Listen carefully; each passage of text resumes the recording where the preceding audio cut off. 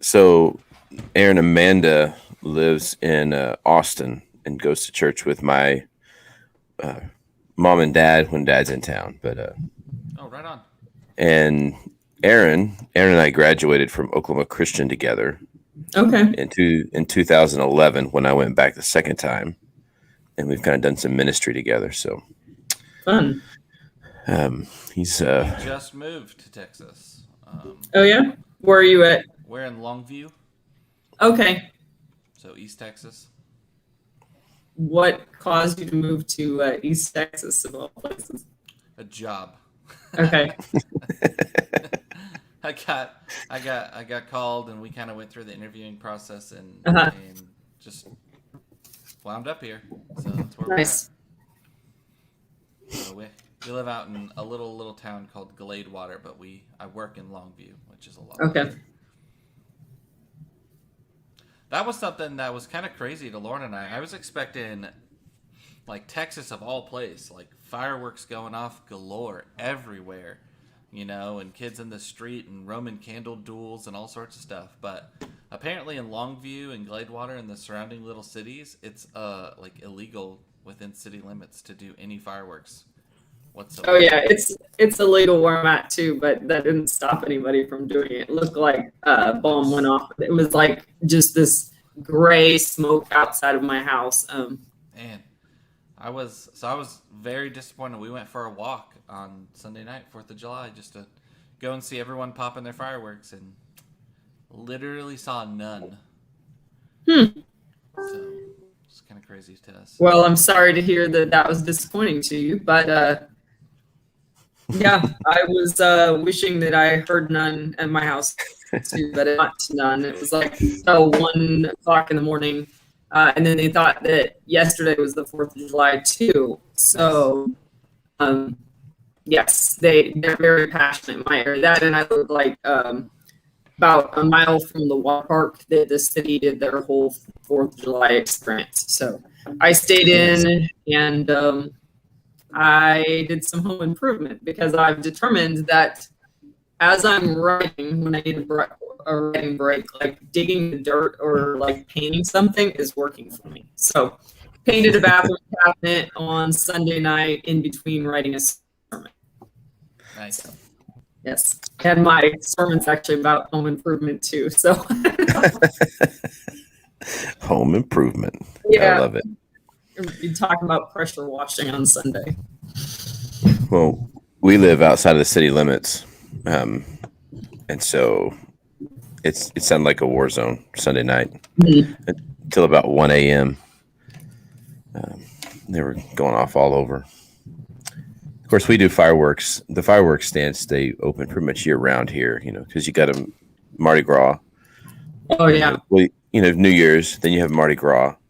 Then there's always fireworks around St. Patrick's Day. Really? Pretty soon we'll, yeah, or any Friday. So it's good stuff. So Amanda, we'll just to kind of help this flow with three people we'll kind of introduce a question of each time, and I sent you those notes. We'll let you kind of share your thoughts about it to begin with, and then I'll fill in a few things after, and then Aaron will fill in, and then we'll kind of go to the next one. Okay. And we'll kind of stay on track there so we can honor your time as well. So, but I'm looking forward to it. You're not still competing in bodybuilding, are you? As soon as this degree is done, I'm going to do one last show as a 40th birthday. Ta-da! So I've got 6 weeks left of my MDiv. And then, then I'm going to start show prepping. Currently, I just do it so that I'm mentally acceptable. Gotcha. I am not a bodybuilder. No? So, no. I haven't seen any of your TikToks lately either. No, I've been social media. We're going to talk about it, right? This mental health thing. It just got to be this really unhealthy, not obsession, but it's just hard when something had to give. And so for a little while, social media was one of those things. Yep. Take a break. Yep. So let's go right here. Till we're all growing a beard. A man's face should never be bare. We just want some facial hair. We're anticipating, yeah, everyone's waiting for a beard. Well, hey, good morning, everybody. This is Behind the Beards. And here on Behind the Beards, we pull the curtain back and try to reveal the things that you need to know about your church leaders, your ministry leaders, and your ministers. I'm Joshua Fowler. I'm a preaching minister in Baton Rouge, Louisiana. My partner, Aaron Partlow, is a youth minister in Longview, Texas. And joining us today is a friend of ours, a friend of mine, our family, Amanda Williams. Amanda is a chaplain for the Texas Army National Guard, correct? Correct. Yeah, she is out of Austin, Texas. And man, we're really happy you've decided to join us, Amanda. What's going on in your world this week?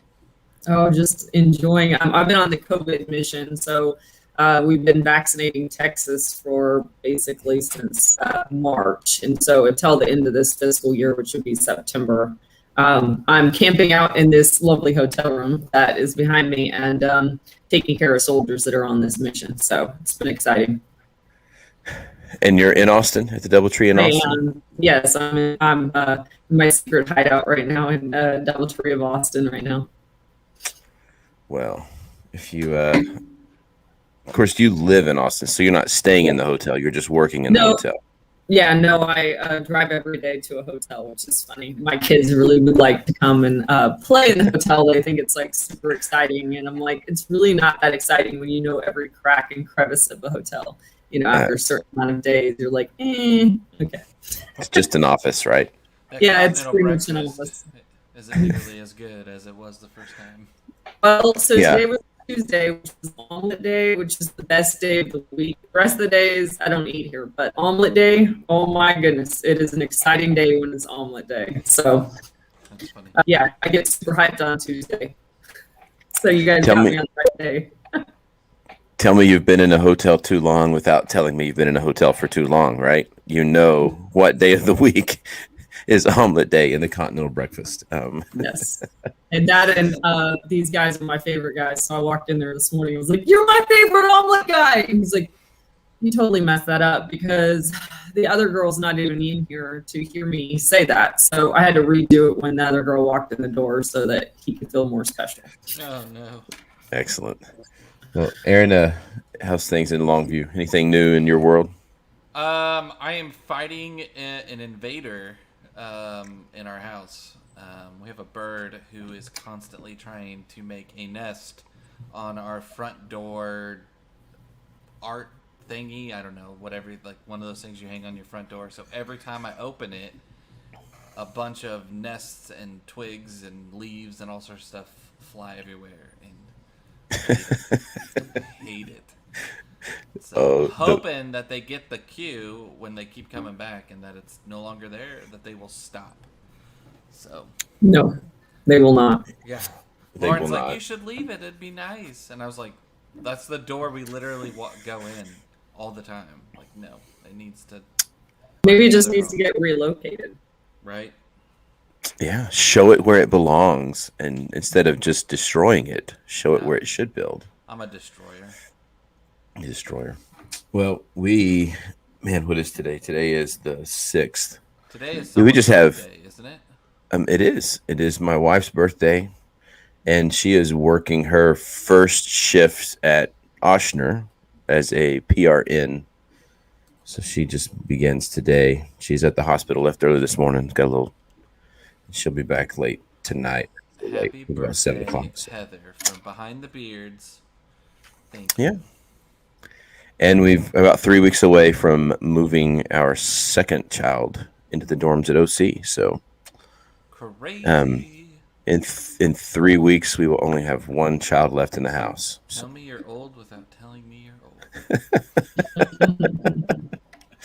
old. But I'm not 44. I'll be empty nest at 45. Nice. That's pretty impressive, I think. I have a whole life to live, after our kids get out of the house. Amanda, you got 3 kids, right? Two. Two I've kids. got a 15-year-old and a 11-year-old. So 15-year-old is working at the water park this summer, and he's learning how fun customer service is. It's a good humbling time for him. We get to have a lot of conversations on how to motivate people to go down slides that they decided they don't want to go down, and how to be kind, So, and then the other one's just pretty much sleeping through the summer is pretty much what she's been doing, and made some lemonade money. So she made $150 in lemonade money in 2 days. Oh. So Man, pretty good. That's pretty good. it's a good idea. It's a little side hustle. My youngest, who is now 17, just got he's worked, with me. He mows the churchyard and makes a little money on the side and mows yards around the neighborhood. But he got his first job working for Lit Pizza. And so he actually has to report to a boss. And so he's kind of going through that same process of, he's not a social person. He is a very private, introverted soul. And so being in a place there where he is, on the line and having to ask people what you want, interpret, actually interact, I think it's been really, really good for him. But he hasn't come home and said he hates it. Of course, he always comes home with a free pizza. So, Pretty hard. pays to one free thing, pizza. but free Gotta pizza say. is a whole nother ball game. Yeah, thanks, Dad. My dad's Yeah. there. It's great when the third one moves out. Yeah. I Aaron, was the third. you were the third, right? Yeah. So Amanda, tell us about the work that you do there with the National Guard, particularly. I think that Army stuff kind of fits in with what we're talking today. But Yes, so this mission's a little bit different than a normal Army chaplain or in-day role. So normally I would just be working 1 weekend a month, and normally it's like doing a devotional or a service on Sunday, and then counseling, suicide options, morale, just a lot of morale support type situations. Here on this mission is a little bit different because we have people spread all out of Texas, and so I coordinate to make sure we have chaplains for the entire state of Texas with the other chaplains, and then I some of the we have a data input center that puts all of the shot records from Texas here, and then we have the call center. And so those are more or less my people. So I do a couple devotions a week, one here at this hotel and then another at another location. And then just counseling as needed. And then Sunday I'm preaching. So it's every day is a little bit different. Towards the end of this, August, I'm doing a suicide intervention course so that I can actually teach that to others. It's called Assist, which I'm really excited about being able to. I've taken the class 3 times, but being able to train that class is going to be very exciting. It just gives the tools essentially in order to prevent or help reduce the numbers of suicide by providing you a toolkit of words to say and the coaching. And so that's something I'm very passionate about. One of the reasons I'm serving is just use that number, but also because to me, there's no bigger blessing than to be able to serve God and country at the same time, and as well as support other people's religions. So the difference from a military chaplain versus like if you're a minister, is that I support all religious backgrounds here. Doesn't mean that I practice those, but I do try to help you be able to have the opportunity to practice your religion in the military. And so that's a huge blessing to be able to do that. yeah, absolutely. And so you have a degree in counseling? No, so I'm at the end of my Master's of Divinity. So the courses that I have counseling wise are just MDiv courses. I've got 6 weeks left of my Master's of Divinity. Okay. That's very cool. I'm working on a marriage and family therapy certification. So it wouldn't be no clinical counseling or anything, but relational kinds of things. Just to give a little bit of credence to what we do as ministers and some credibility as well as some more formal training. I think a lot of times you kind of get thrown into kind of a realm of counseling, if you will, that you're just not prepared for. Right. Right. Um, and so this has kind of been good to help give me some backing kind of to go with that, and hoping to finish that here in the next 6 or 8 months. Anything else you want the folks to know about what you do, your family, your calling, or anything like that before we get into their? So yesterday when we were talking about what we're going to talk about today, fitness is a big thing for me. I think whole health, right, is super important. And so if you have one thing that's off balance, then it's very hard for us to be successful. So for myself, it's like if I don't get into the gym, I'm a little bit off kilter, whether it's like, I need to lift some weights or run or do something. So spiritual, mental, physical is super vital, in my opinion, of just having that well-balanced life, whether it's like a military ministry or civilian, just making sure that you take care of yourself before you take care of others. I'm a big proponent of being able to pour into yourself before you can pour everything out. So Right. I think that's all that I've got at the moment for you. Well, so, and I think we've seen this culturally as we get into the topic today, and I can imagine that you've seen it maybe even to a greater degree, through the military. There's this, stigma on mental health, that it's something that we don't really want to talk about. If we as leaders of our communities, of our homes, of our churches, we don't want to appear weak. Mm-hmm. And so there has to be some way that we can remove the stigma on mental health, especially depression, when it comes to those people that are leading our homes, our communities, our families, our churches, even, in the military, any of those points of impact that we have, to begin to remove that stigma that we have on mental health, be able to talk about it. Mm-hmm. You see that in your context? Yeah, no, I think mental health is definitely something that we are focused on right now in regards to just making sure that people have the proper tools. The other thing is making sure that you have like a battle buddy or someone to speak to, because it doesn't always have to be that you have to have a counselor. You can have just like I have a chaplain friend that once a week I touch base with him, and he and I kind of just run through our weeks and like the craziness of what's been going on. That and experiencing counseling, so that you know how it feels to be on the other side of a counseling experience.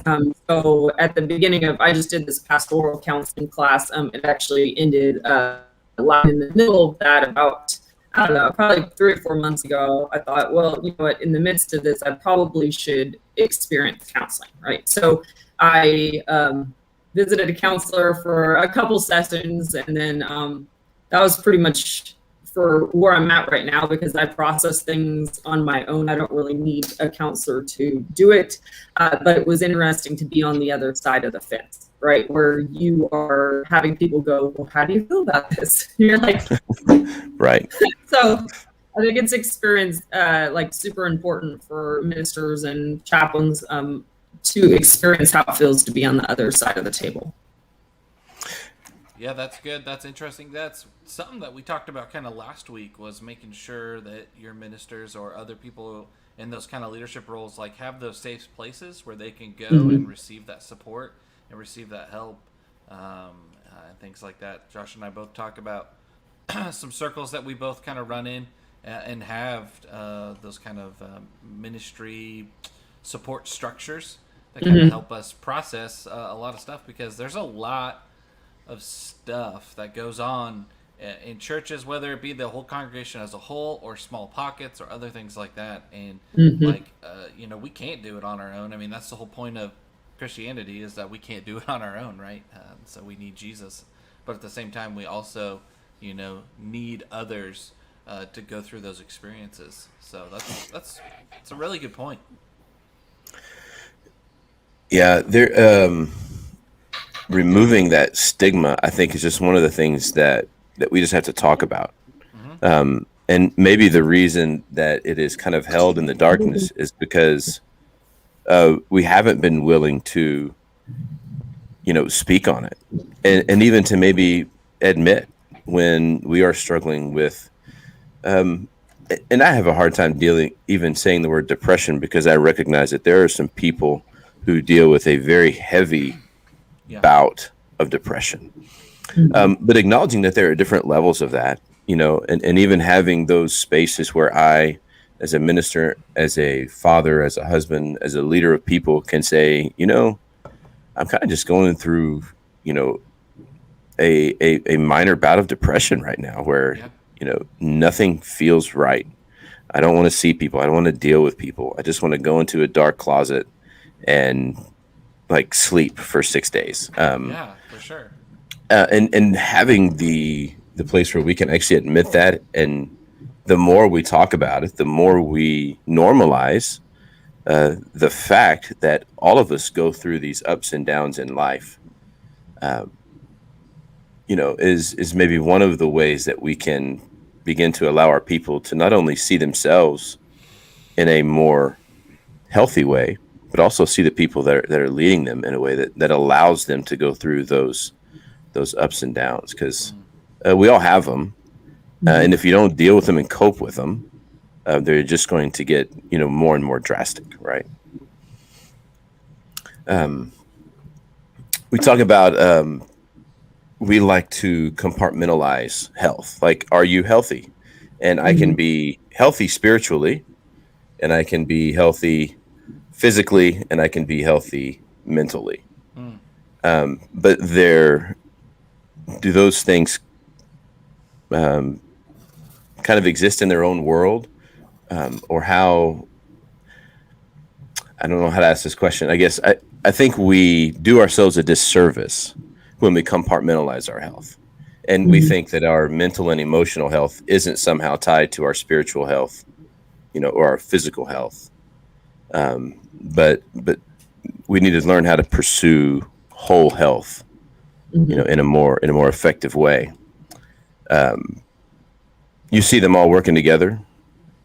Yeah, to me, I think that if one is off kilter, right, then everything's a little bit off. And so one of the things is, how do you start your day? Like, what's your battle rhythm?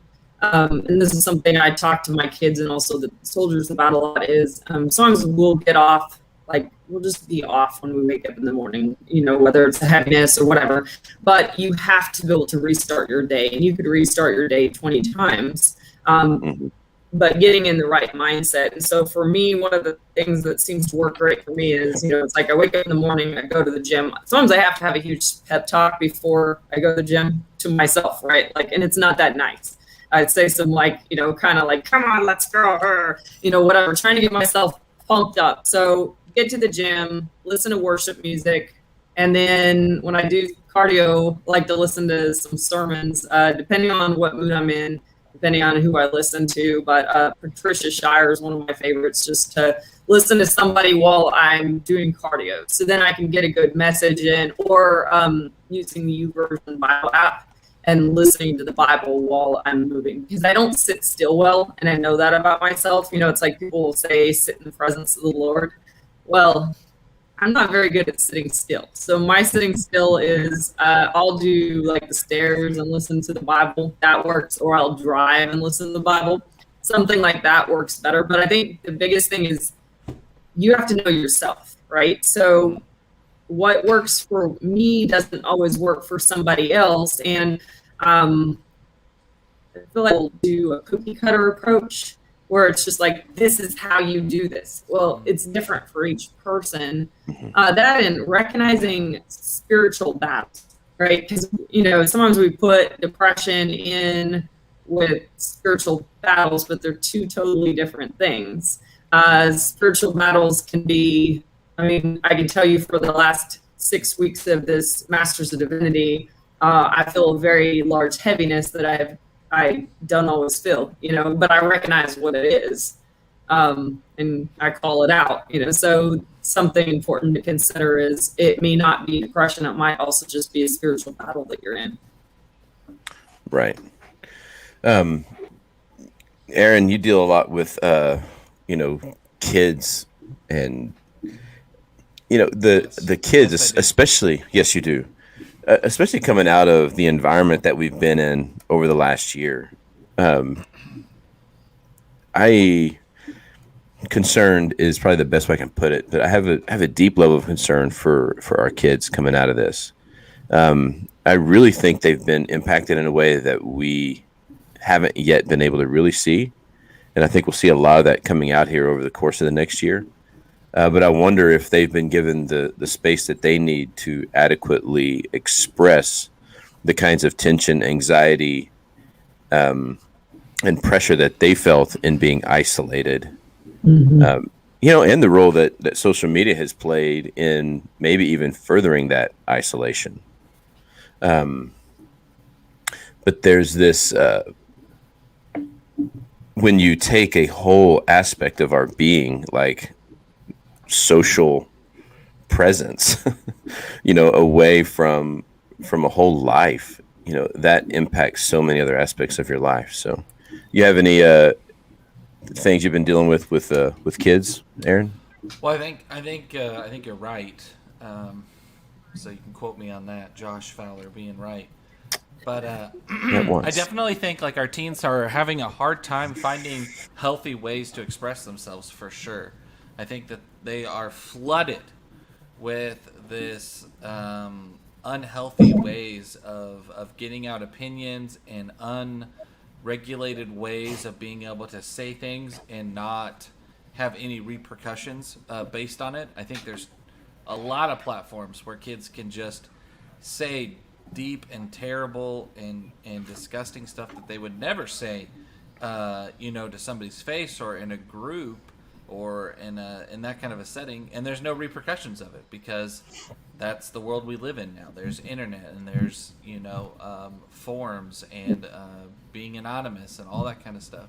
And so I think with the season that we just came out of with COVID, I think a lot of teens were able to express themselves in those ways. And so I think teens right now, I've noticed, is that there is a need to talk about like the things that we do in private and in integrity and other things like that, and the content of our heart.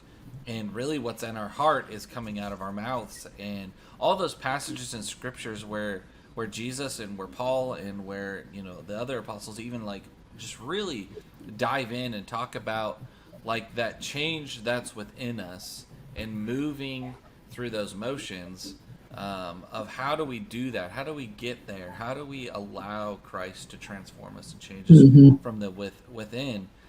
Those are things that teens really are struggling with and really want to know at this moment right now.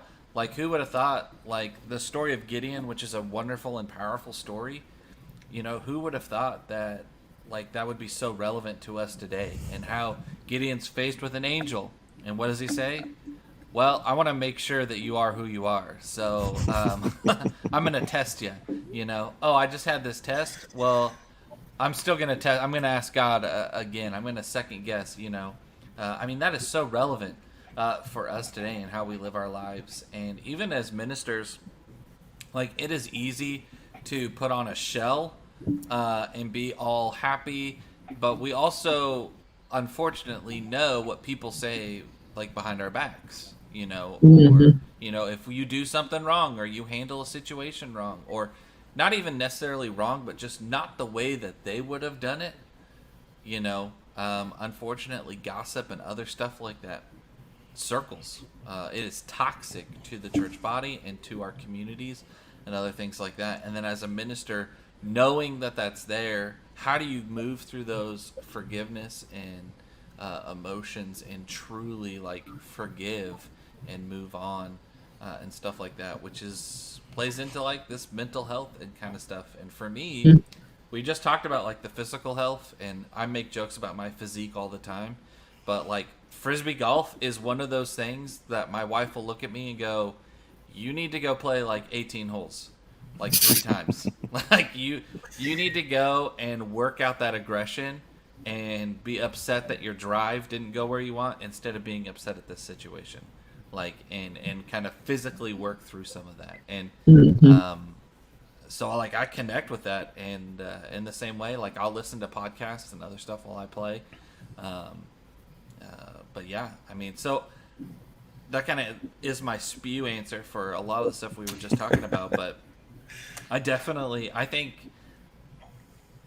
there's nothing new under the sun, for sure. And but I think we're going to see teens and people just learning how we can like properly care for mental health and physical health of teenagers and even ourselves is something that we commonly neglect, and we say, the Christian F word for it all, and it's fine.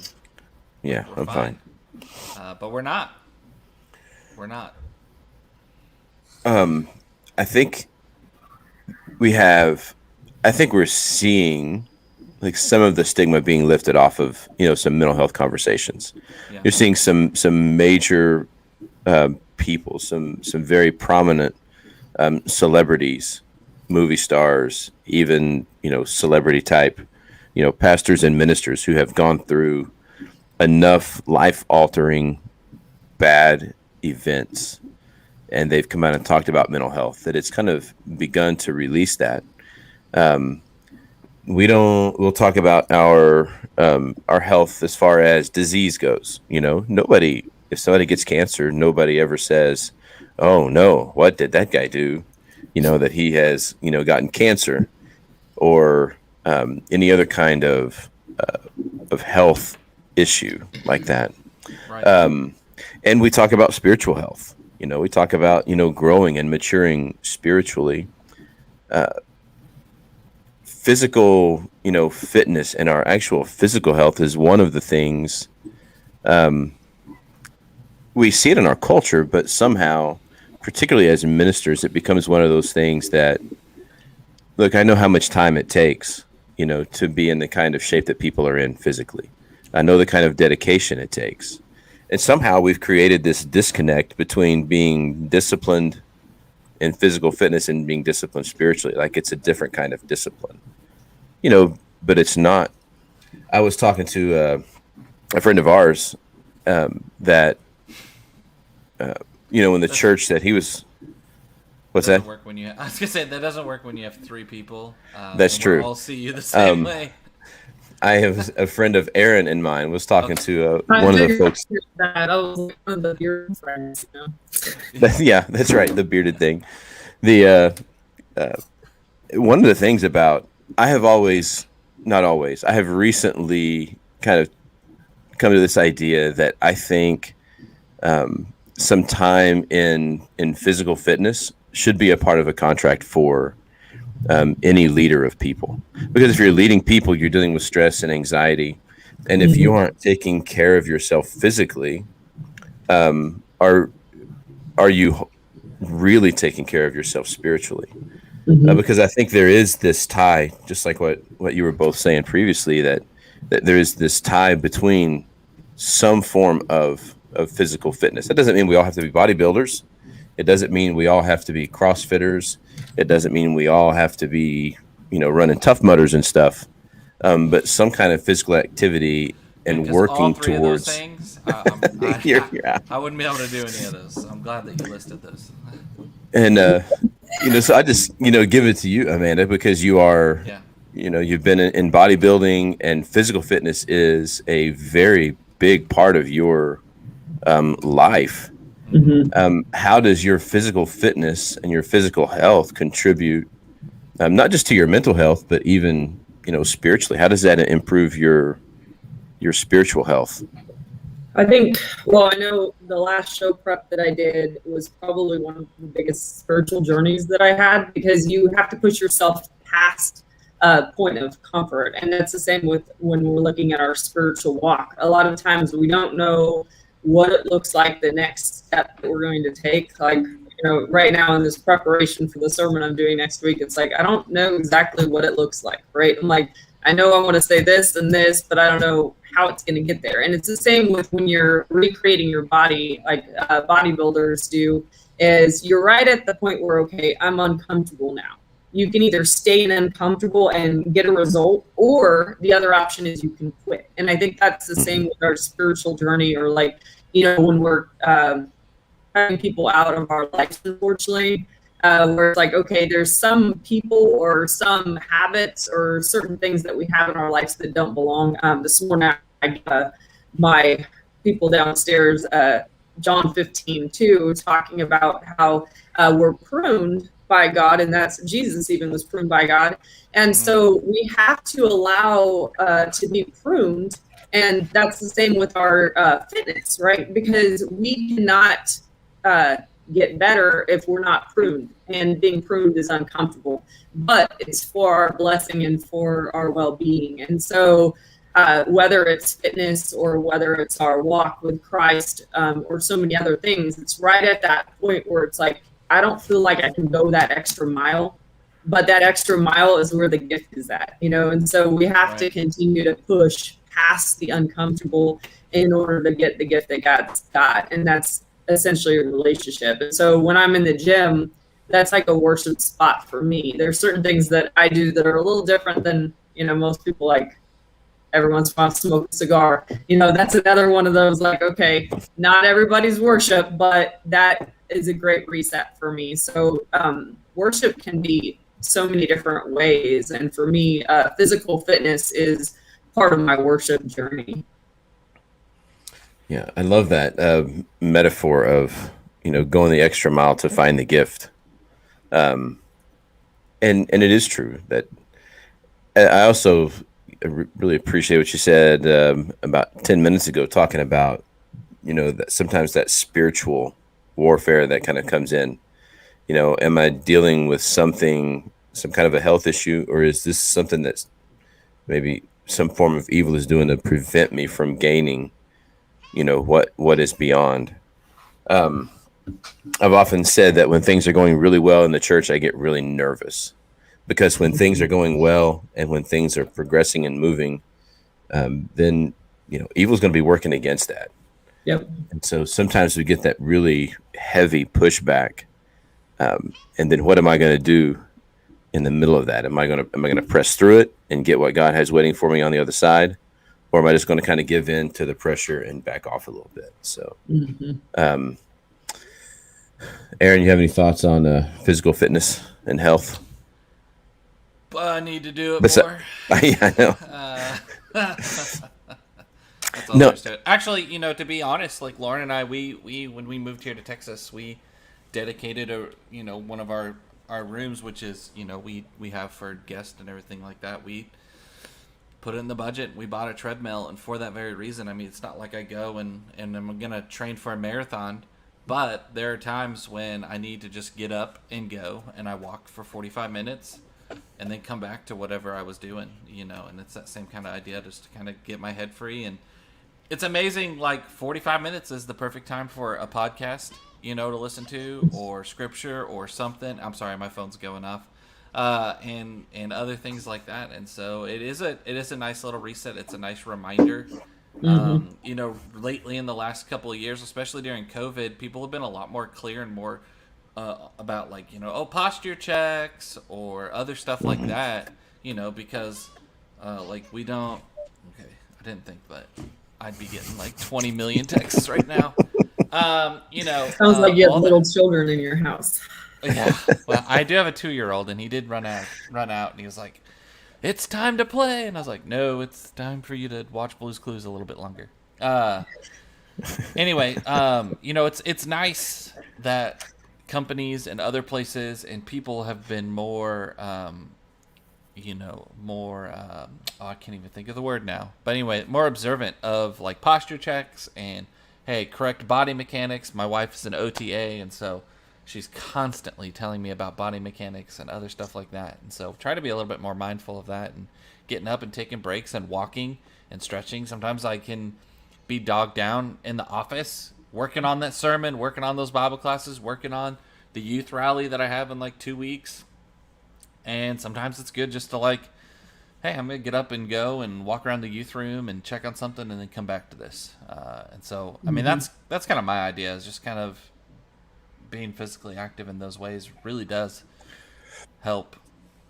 It would help me if it was a part of my contract, that, to put it in the contract, this, we're going to provide you this subscription or this enrollment in this gym close by the office, and we're going to expect you 3 days a week to spend an hour there.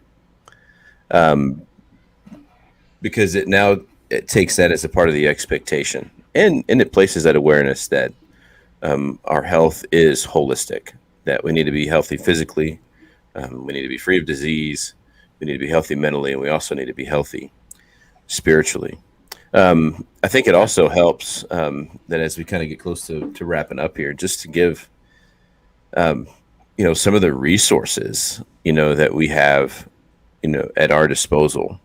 I know one of the things that has come out of having to do life virtually is even a lot of the counseling options that maybe weren't available to people on a broad spectrum, are not now available through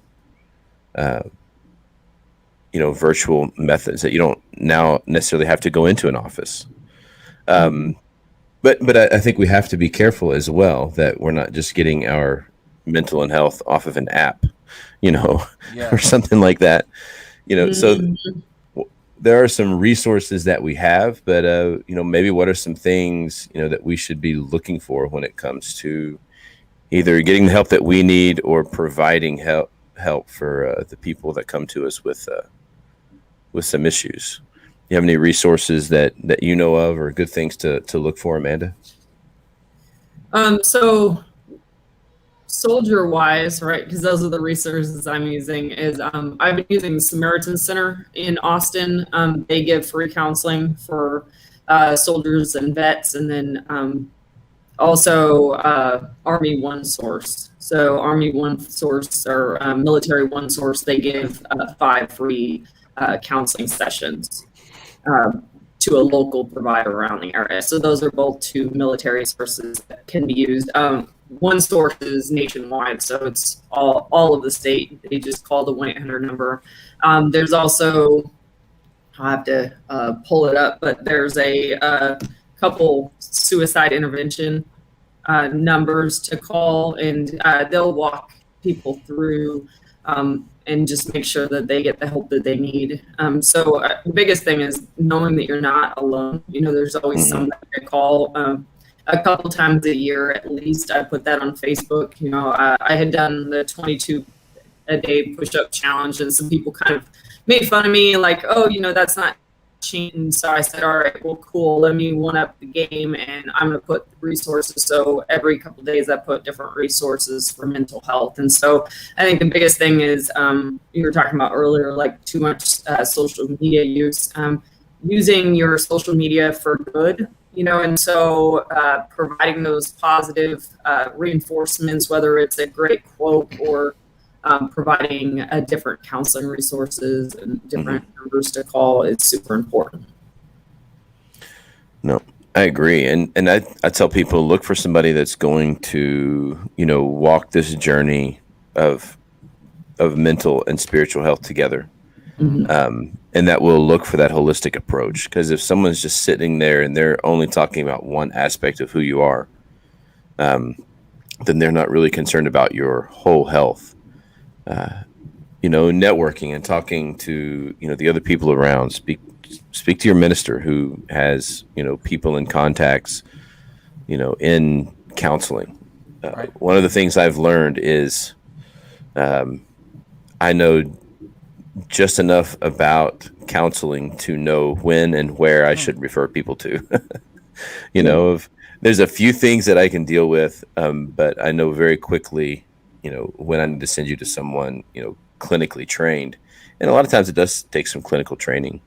And I have to be open to some of my, the people that we send people to change. There was one counselor here in town that was referred to me by several people that I loved and trusted and respected.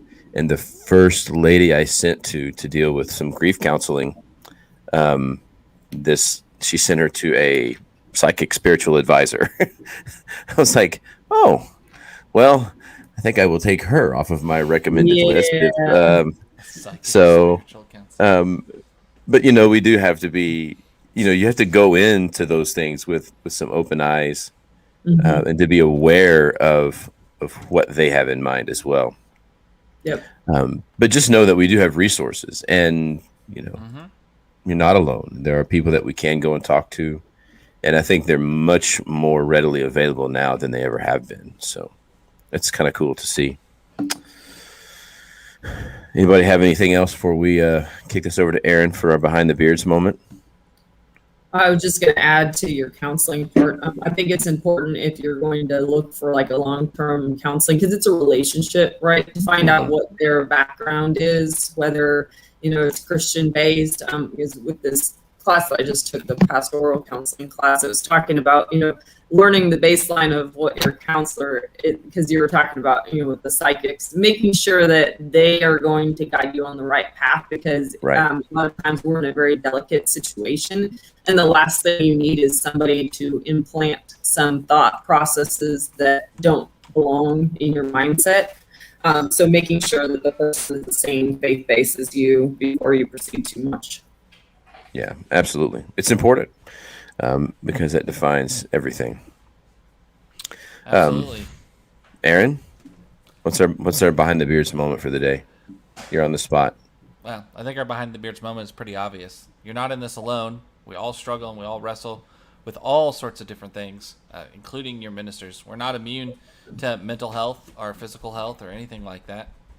And we struggle with that as well. And so, understanding and knowing that and realizing, the whole point of Behind the Beards is making ministers seem more human, and knowing that we're just as human as you.